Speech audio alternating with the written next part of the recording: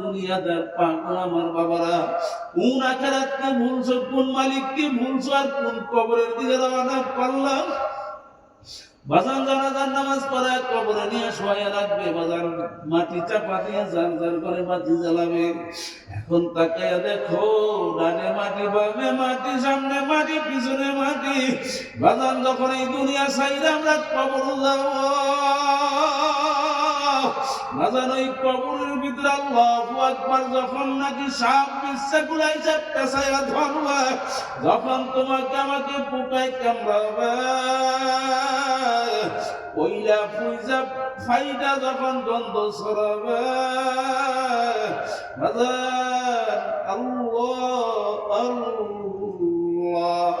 আল্লাহর নবী বলছেন, বাজান আমার উম্মতেরা কবর যত মিরিয়াজিন জান্নাত আও হুফরাতুম মিন হুফারিন নার। আল্লাহর নবী বলেন, ও আমার উম্মতেরা, ওই যে কবর দেখো, এই কবর কিন্তু আসলে কোনো কবর না।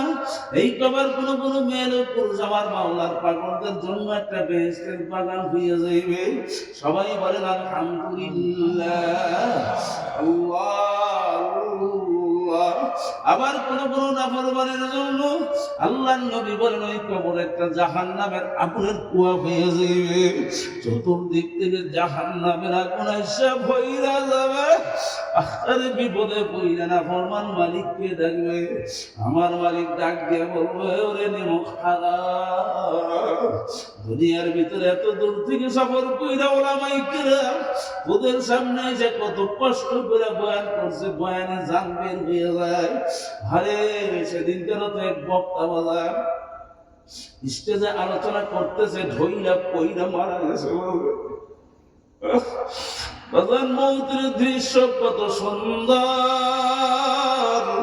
দিনী মানুষ আলোচনা শুনতেছে, আর হুজুর উলামায়ে কেরাম দিনী আলোচনা তিনি করতেছিলেন। এক কবরের যাত্রীরা ভালো করে বুঝো, ভালো করে বুঝো, বাজান একদিন না দুই দিন না